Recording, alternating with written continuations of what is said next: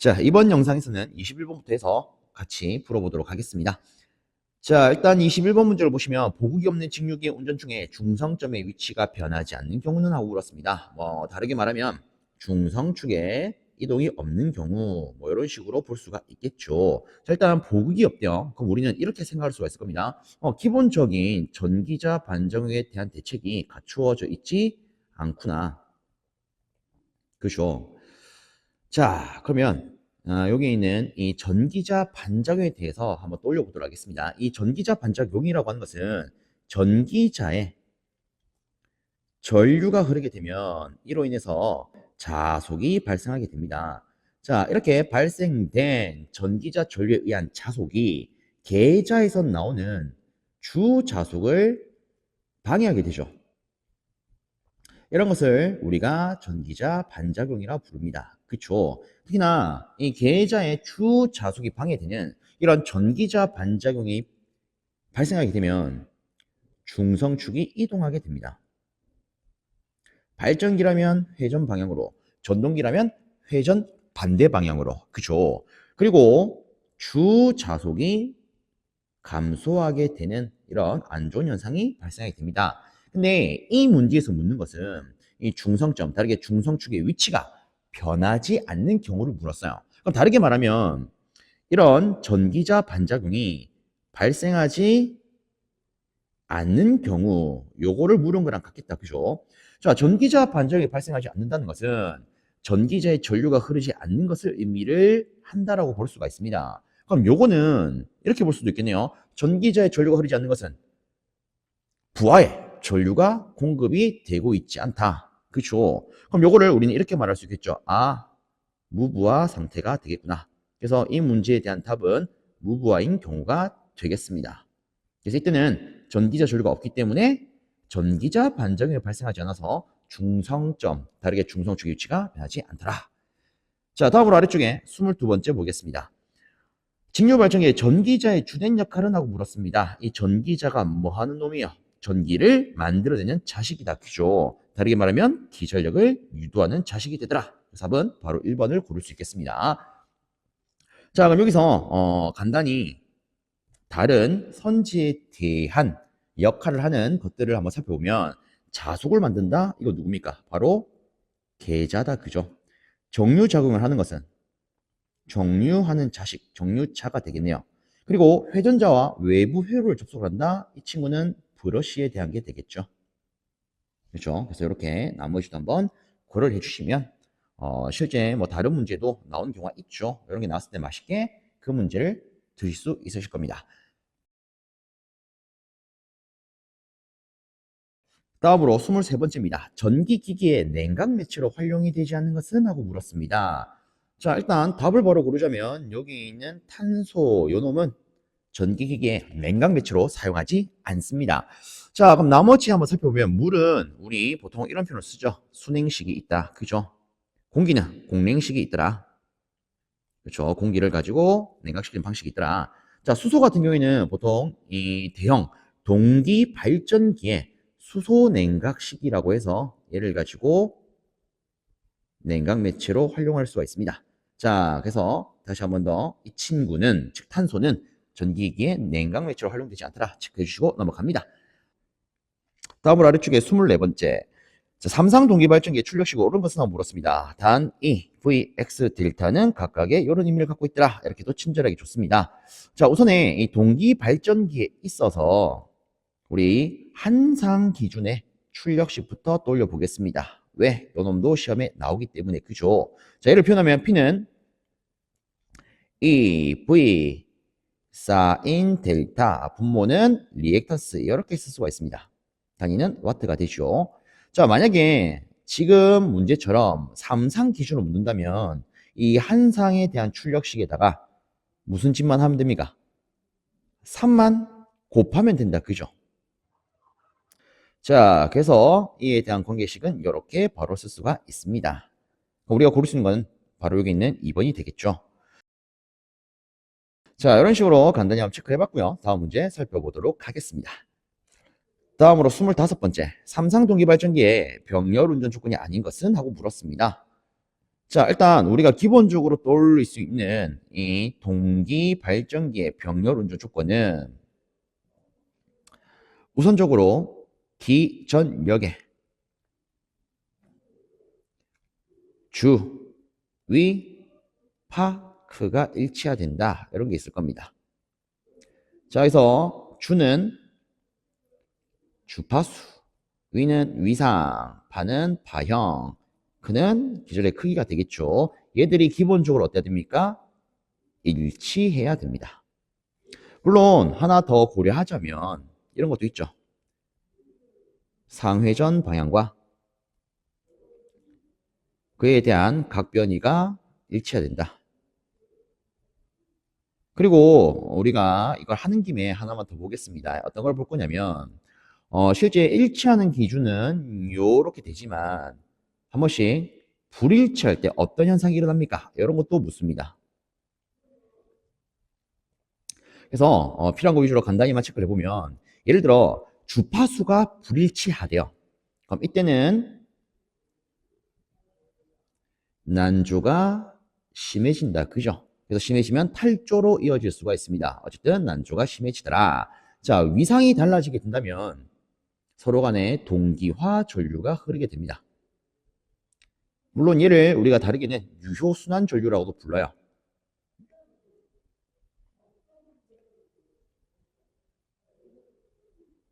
물론 이어서 생각을 하면 수수 전력이 발생을 하고 이로 인해서 동기화력이 발생을 하더라. 뭐 이런 것도 떠올릴 수 있겠죠. 자, 그다음에 파형이 달라진다면 고조파 무효순환 전류가 흐르게 됩니다.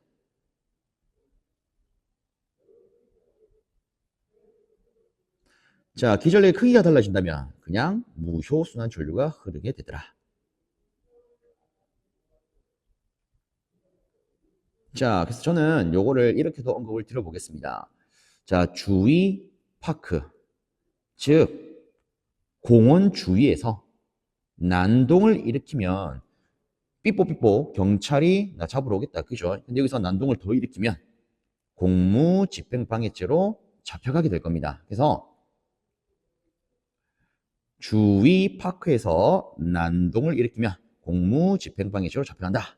이런 식으로 체크하시면 그냥 생으로 암기하는 것보다는 좀 더 도움이 되지 않을까 싶습니다.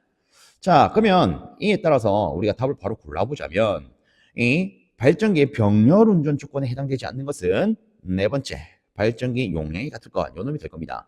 실질적으로 이 병렬 운전과 용량은요, 무관하지요. 나머지는 같아야 될 겁니다. 자, 다음으로 26번입니다. 동기전동기의 자기기동법에서 계좌권선을 단락하는 이유는? 하고 물었습니다. 자, 요거를 여러분들 이렇게 한번 생각을 해보십시오. 우리가 이 회로 이론, 즉 전기 이론에서 다루는 내용 중에 이런 게 있습니다. 어떤 부분을 단락을 시키는 경우가 있고요. 개방을 시키는 경우가 있어요. 자, 이것도 보겠습니다. 개방을 시킨다면 우리가 익히 알고 있는 전기의 요소에서 누가 0이 됩니까? 전류가 0이 됩니다. 그죠?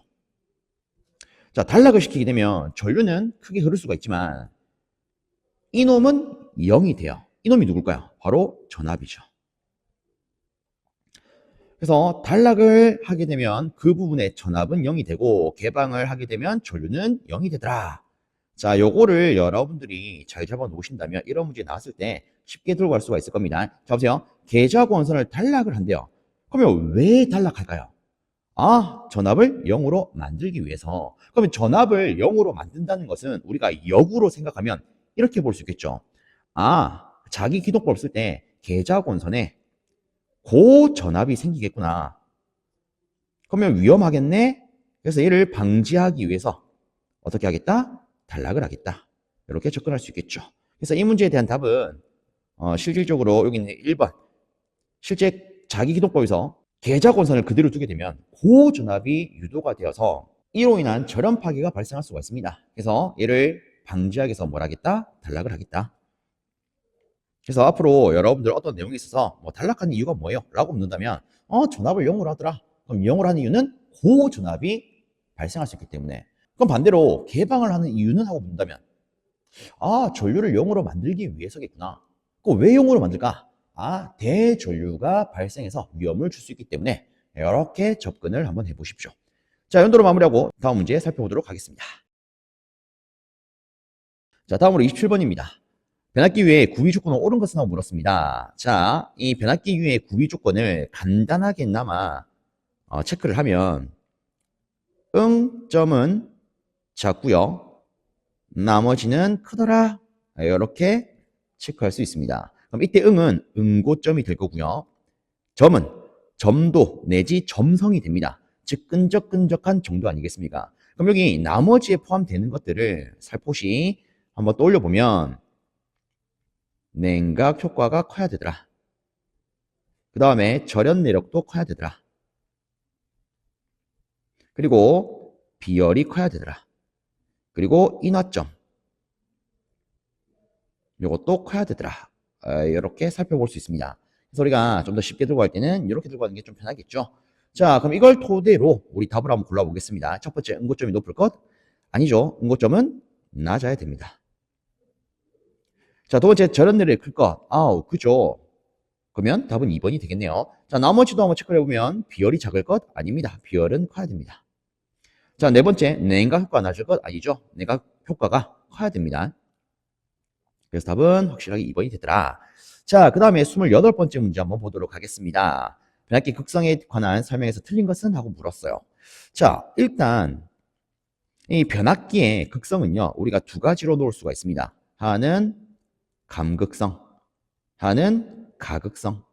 자, 일단 여기서 우리가 알면 좋은 게 우리나라에서 쓰는 변압기류는요, 싹 다 뭘 쓰냐? 감극성을 씁니다. 얘가 표준이에요. 자, 그 다음에 아래쪽에 세 번째, 네 번째를 보시면 병렬 운전 시에 극성을 고려해야 된다. 그쵸? 실제 변압기의 병렬 운전 조건을 떠올려보면 극성이 일치해야 되더라. 이런 게 있습니다. 맞습니까? 뭐 하는 김에 우리가 이제 시험을 준비한 입장이니까 복습 차원에서 한번 살펴보자면 자, 변압기의 병렬 운전 조건. 첫 번째, 극성이 일치해야 된다. 그 다음에 두 번째, 권수비가 일치해야 된다. 실제 권수비가 일치한다는 것은 우리가 이렇게도 접목시킬 수가 있습니다. 1차, 2차 측의 단자 전압이 일치한다.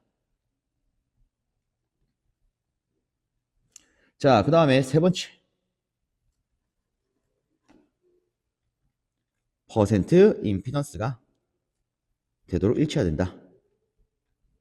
그 다음에 네 번째, 저항과 리액턴스의 비가 일치해야 된다. 자, 그 다음에 우리가 뭐 3상으로 결산하는 기준이라면 무엇도 고려해야 됩니까? 상회전 방향과 그에 대한 각변이가 일치해야 된다. 이것도 고려해야겠죠. 자, 그래서 보시면서 복습해 주시고요. 자, 뭐 어쨌든 얘는 맞는 거 아닙니까? 그죠? 그 다음에 네 번째, 3상 결선 시에 얘도 솔직히 당연히 극성은 고려를 해야 될 겁니다. 그럼 답은 1번이 되는데 자, 1번 선지를 보시면 1차와 2차 권성에 유기되는 전압이 극성이 서로 반대라면 감극성이다 이렇게 되어 있습니다. 실제 반대라면 얘는 감극성이 아니라 가극성으로 표현할 수가 있습니다. 자, 그래서 답은 1번이 되더라. 요것도 우리가 뭐 간단히 한번 살펴보면 자, 예를 들어 여기에 변압기가 있습니다. 뭐 간단하게 그림을 그릴게요. 이런 식으로 1차 측 코일이 있고 2차 측 코일이 있어요. 여기도 1차 측 코일이 있고 2차 측 코일이 있습니다. 자, 예를 들어 여기를 플러스 마이너스 이렇게 잡아보도록 하겠습니다. 얘가 1차 측 기전력이에요. 얘도 똑같이 잡도록 하겠습니다.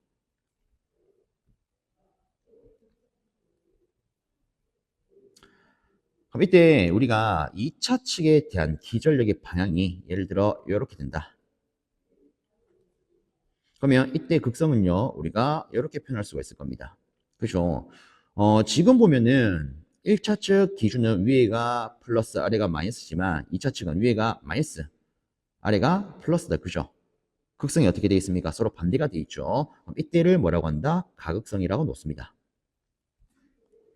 자, 그 다음에 요 그림은 제가 이렇게 표현할게요. 자, 2차 측기 전력이 이렇게 돼 있어요. 그럼 여기가 마이너스, 여기가 플러스가 됩니다. 그러면 지금 보면 둘 다 위쪽은 플러스, 아래쪽은 마이너스다. 그죠? 극성이 어때요? 같죠? 그럼 이때를 우리가 감극성이라 표현을 합니다. 그죠? 그래서 지금 여기 선지에 보시면 극성이 반대라고 돼 있어요. 반대면 뭐다? 가극성이 됩니다. 참고로 봐주시고 넘어가겠습니다.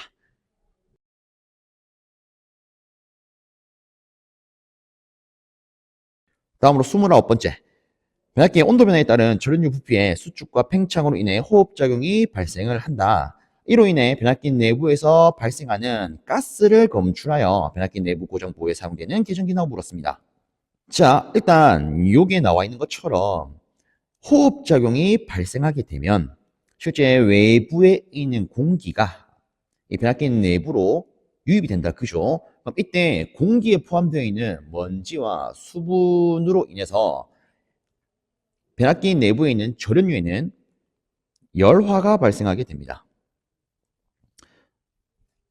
그러면 일단 이 절연유의 그 기능과 성능이 현저히 떨어지게 되겠죠. 맞습니까? 그리고 이때 무엇이 발생하냐면 유증기도 발생할 수가 있습니다. 유증기. 이게 뭡니까? 여기서 말하는 가스가 되죠. 그리고 참고적으로 말하면 이 유증기의 대표적인 성분은 수소가 됩니다. 수소. 실제 이 수소 같은 경우에는 공기가 조금 섞여 있는 상태에서 높은 열을 받으면 다르게 화기에 접촉이 되면 폭발하는 성질을 갖고 있습니다. 이거 굉장히 위험하겠죠. 그래서 실제 요거를 감지해서 동작하는 계정기가 누가 있느냐? 브흐홀츠 계정기가 있습니다.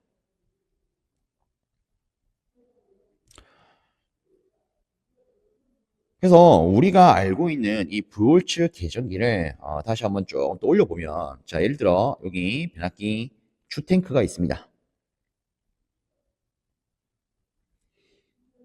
그럼 이 내부에는 변압기 본체가 딱 들어가 있을 거예요. 이런 식으로. 그죠? 그리고 이 안에는 절연유가 이렇게 가득 채워져 있을 겁니다. 그리고 우리가 이런 열화, 그리고 우리가 이 절연유의 열화를 방지하기 위해서 대표적으로 행하는 수단이 하나 있죠. 그게 뭡니까? 콘서베이터. 그렇죠? 얘가 콘서베이터. 그럼 이때 우리가 지금 체크하고 있는 이 브홀츠 계정기는 어디에 설치합니까? 이것도 시험 문제에 언급이 된다. 그죠? 자, 우리가 말하고 있는 이 브홀츠 계정기는 여기다가 설치를 합니다.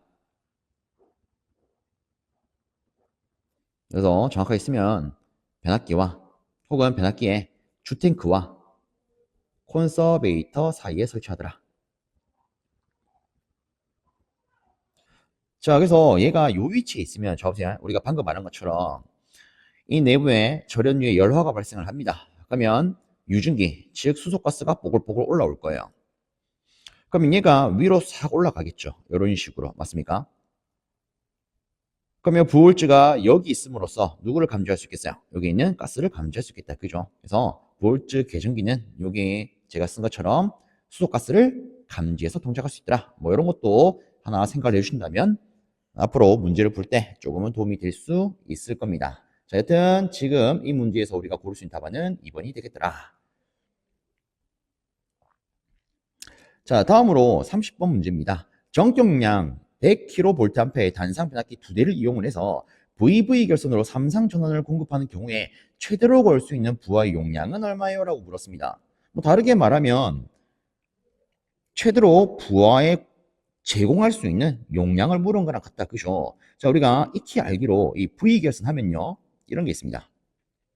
자, 대표적으로 우리가 세 가지를 챙겨야 되는데 첫 번째는 V 결선 시의 용량이에요. 얘는 한 대에 대해서 몇 배만큼? 루트 3배만큼 공급할 수 있더라. 자, 두 번째, 이용률. 이용률 하면 우리가 바로 86.6%요. 이걸 또 올릴 수 있겠다. 그죠? 자, 세 번째, 출력비. 출력비는 몇 프로? 57.7%. 자, 지금 문제에서 요구하는 것은 V 결선에 있어서 부하 용량입니다. 그죠? 자, 그러면 우리가 부하에 제공할 수 있는 이 용량을 계산하면 되겠네요. 그래서 루트 3에다가 한 대에 대한 용량 100을 곱하면 되겠죠. 그래서 답은 173.2 킬로볼트 암페어가 되겠습니다.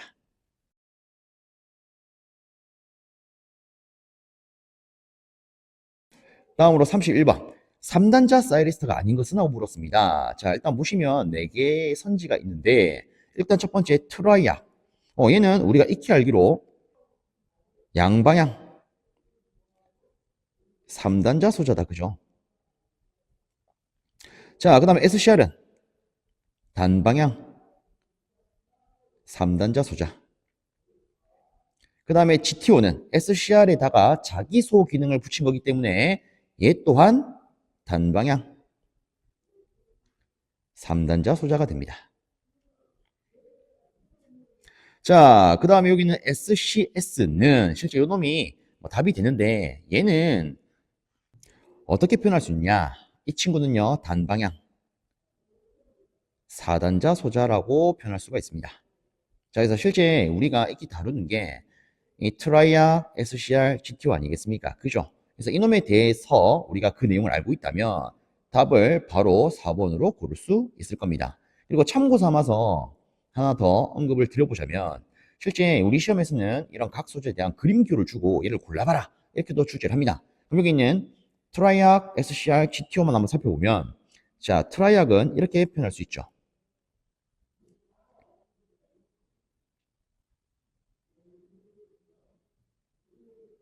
요렇게요. 맞습니까? 그리고 여기서 참고로 안내를 더 드리면 자, AC. 우리가 말하는 AC는 뭐죠? 교류죠. 그래서 이 트라이악은요, 교류 전용 소자가 됩니다. 그리고 교류라고 하는 것은 플러스, 마이너스 두 개의 극성을 가지고 있다. 그죠? 네, 플러스, 마이너스가 계속 교차하는 게 교류 아니겠습니까? 맞습니까? 그렇기 때문에 얘는 플러스와 마이너스 양방향을 갖고 있네. 그래서 양방향 소자가 되더라. 이렇게도 체크할 수 있습니다. 자, 그래서 이 트라이악은 교류 전용의 양방향 소자구나. 요거 체크 한번 더 해주시고, 자, 그 다음으로 SCR로 들어갑니다. SCR. 자, SCR은 우리가 이렇게 그림을 그릴 수 있죠. 자, 이렇게만 그리면 다이오드죠. 여기다가 게이트가 하나 붙더라. 그죠? 자, 그 다음에 요놈에다가 플러스 자기 소호 기능을 붙여줍니다. 이놈이 누굽니까? 게이트 턴 오프 사이리스터 GTO가 되죠. 그래서 이 GTO의 그림 기호는 이렇게 그릴 수가 있습니다.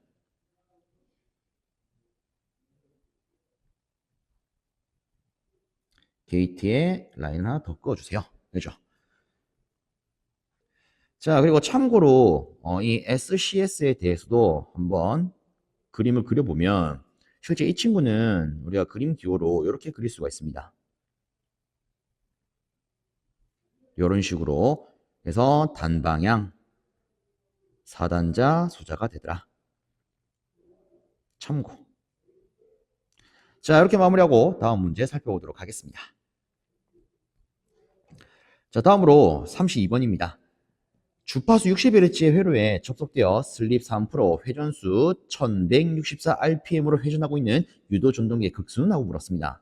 자, 여기서 이 유도 전동기의 회전수가 나와 있기 때문에 저는 이놈에 대한 관계식을 활용해 보도록 하겠습니다. 자, 우리가 알고 있는 유도 전동기의 회전 속도 관계식은 이렇게 쓸 수가 있죠. 1-s의 ns. 자, 다시 한번 더 쓰면 1-s의 이 동기 속도 ns는 p분의 120f로 쓸 수가 있습니다. 그러면 요거를 우리한테 필요한 극수 기준으로 바꾸면 끝나겠네요. 그래서 극수는 1-s의 n분의 120f로 표현이 됩니다. 그럼 여기다가 주어진 걸 그대로 쓰면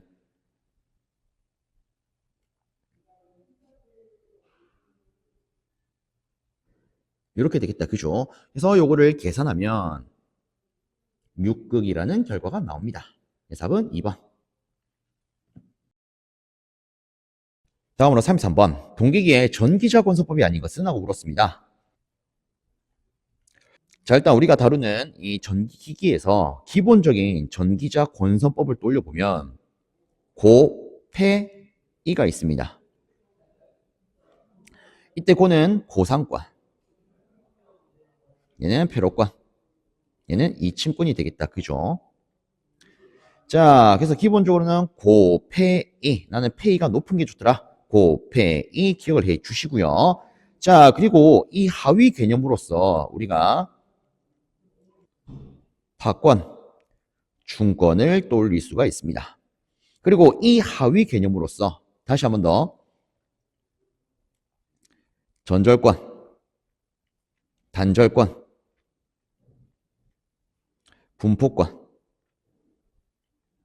집중권 이렇게 떠올릴 수가 있는데 실제 이 동기 같은 경우에는 전절권을 쓰지 않습니다. 그죠? 그리고 일반적으로는 뭐 중권에서 단절권, 분포권 이렇게 많이 쓰고 뭐 특수한 경우에 있는 조건에 따라서 파권을 쓰는 경우도 있습니다. 자, 그래서 지금 여기 주어진 선지에서 우리가 고를 수 있는 답안은 1번 전절권이 됩니다. 그리고 이왕 한 김에 우리 시험에 또 주로 언급되는 내용 하나를 체크하자면 이 단절권과 분포권을 쓰게 되면 기전력의 파형을 어떻게 할 수 있죠? 개선을 시킬 수가 있다. 그죠? 그래서 좀 더 정확하게 들어가면 단절권으로 하게 되면은 그에 대한 고조파를 제거시킬 수가 있습니다. 분포권으로 하게 되면 고조파를 감소시킬 수가 있죠. 자, 어쨌든 제거 또는 감소를 통해서 기전력의 파형을 개선해서는 좋지만 이 고조파 성분이 줄어들었기 때문에 기전력은 일부 감소가 될 수 있겠다. 그죠? 자, 어쨌든 우리가 기전력이 좀 감소되더라도 기전력의 파형이 개선되는 게 정말 좋은 거 아니겠습니까? 그래서 얘를 주로 쓴다. 이것도 하나 체크를 해 주십시오. 자, 다음으로 아래쪽에 34번 보도록 하겠습니다. 삼상 유도 전동에서 2차 측 저항을 2배로 하면 그 최대 토크는 어떻게 됩니까? 라고 물었습니다. 자, 우리가 익히 다루기로 이 2차 측 저항을 조절하게 되면 물론 이 비례추이 관계를 통해서 슬립을 조정할 수 있는데 여기에 있는 최대 토크는 이 비례추이의 영향을 받습니까? 안 받습니까? 안 받죠. 그죠? 그래서 최대 토크는 변하지 않더라. 요거 은근히 잘 언급이 되는 문제이기 때문에 확실하게 잡아 주십시오. 최대 토크는 2차 측 저항을 조절해도 이는 변하지 않더라. 다음으로 35번. 직류 복권 발전기에 직권 계좌 권선은 어디에 설치되어 있는가? 라고 물었습니다. 자, 우선에 이에 대해서 뭐 간단히 한번 언급을 드려보자면 실제 이 복권 발전기는요, 우리가 어떤 기준으로 분류를 하냐에 따라서 뭐 여러 가지 기준으로 나눌 수가 있습니다. 첫 번째는 이거부터 나누어 볼게요. 분권 위치에 따라서 내분권 복권과 외분권 복권으로 나누어서 표현할 수가 있더라. 자, 그럼 이에 대한 회로를 한번 그려보면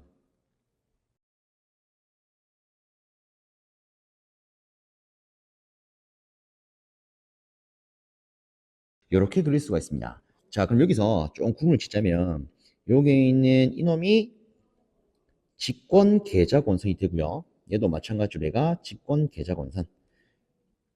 자, 그 다음에 여기 있는 이 친구가 분권 계좌 권선이 됩니다. 얘도 분권.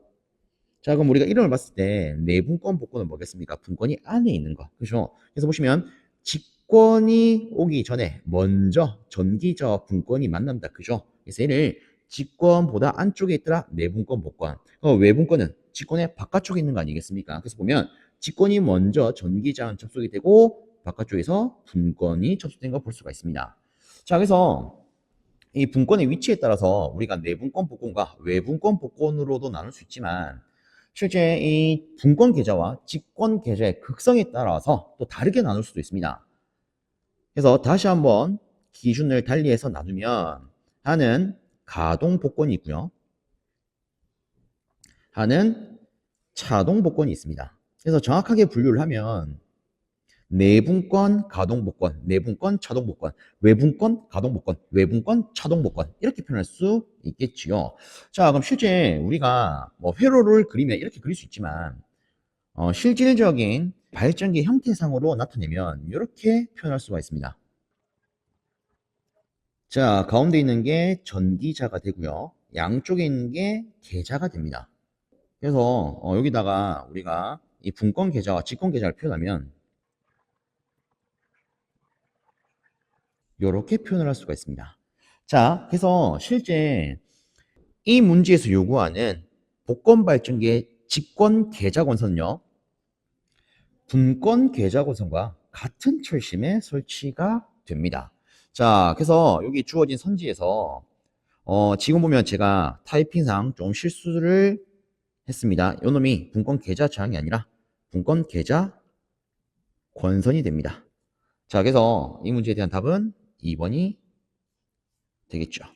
자, 그래서 다시 한번 체크를 하면 우리가 회로도상으로 이렇게 표현할 수 있지만 실제 이 발적의 형태상으로 표현하면 분권 계좌 권선과 직권 계좌 권선은 동일한 철심에 설치가 되더라. 자, 그래서 이렇게 답 체크 마무리하고요. 다음 문제 살펴보도록 하겠습니다. 다음으로 36번. 단상 유도 전압 조정기에서 단락권선의 역할은 하고 물었습니다. 자, 여기서 이 단락권선의 역할은요. 누설 자속에 의한 전압 강화를 경감시키기 위한 목적으로 씁니다. 자, 그래서 답은 바로 4번이 되죠. 참고로 말하면 이 3상 유도 전압 조정기는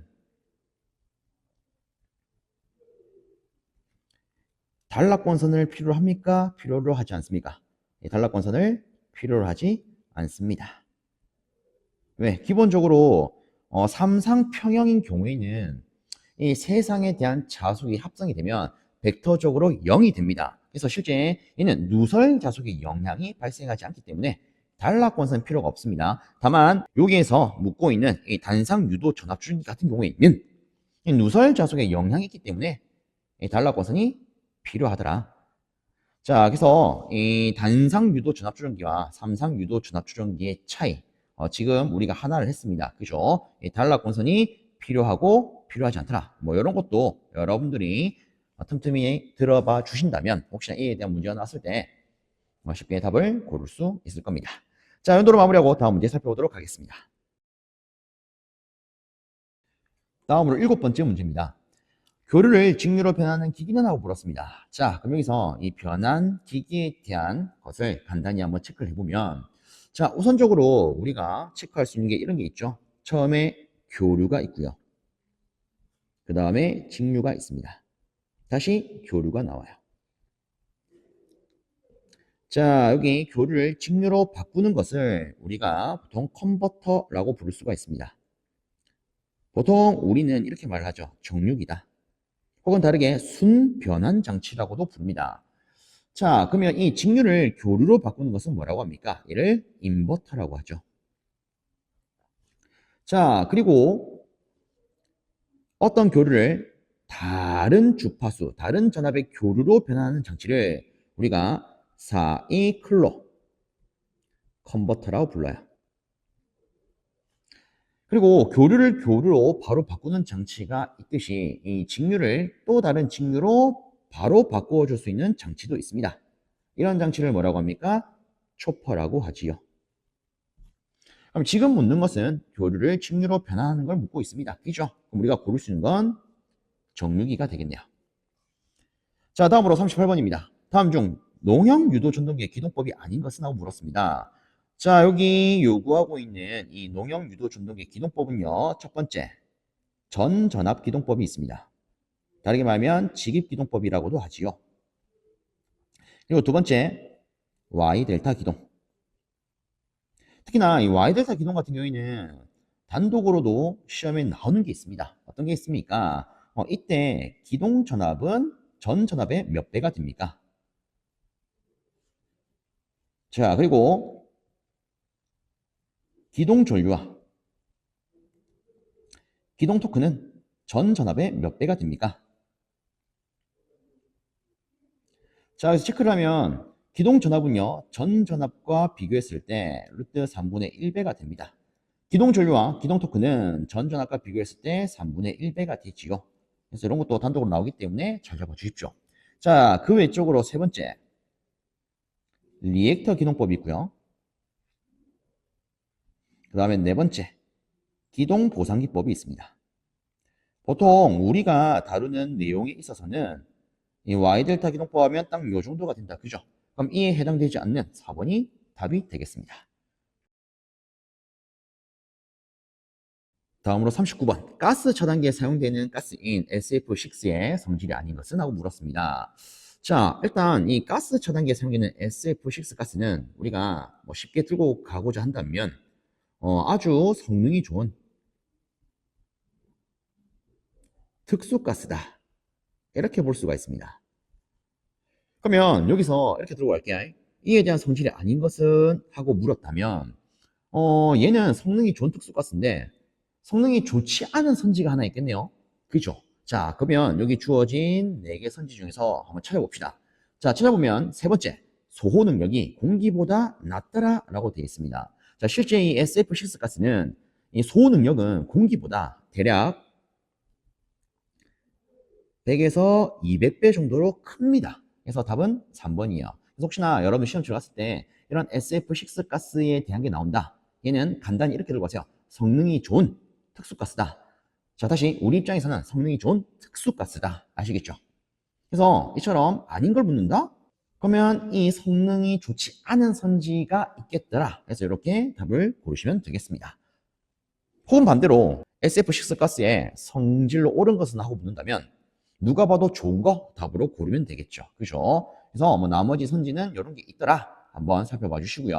아래쪽에 있는 40번으로 들어가겠습니다. 자, 수변전 설비에 고압 회로에 걸리는 전압을 표시하기 위해 전압계를 시설한대요. 이때 고압 회로와 전압계 사이에 시설해야 되는 것은? 하고 물었습니다. 자, 우리가 일반적으로 말하는 이 전압계는요, 보통 110V까지를 측정할 수가 있습니다. 그러면 얘를 고압 회로에 설치한다? 이놈 다 태워먹겠다. 그죠? 야, 이러면 곤란해요. 그래서 이 고압 회로에 우리가 어떤 전압계를 설치할 때에는 이런 고전압을 저전압으로 변성시켜 줄 수 있는 장치가 필요합니다. 이 장치를 우리는 뭐라고 합니까? 계기용 변압기라고 부르죠. 다르게 포텐셜 트랜스포머 PT 아닙니까? 그죠? 그래서 이놈에 대한 답은 2번이 되겠습니다. 자, 일단 이번 영상은 이 40번까지 마무리하고요. 이 다음 영상에서 41번부터 다뤄보도록 하겠습니다. 자, 여러분들 수고 많으셨습니다.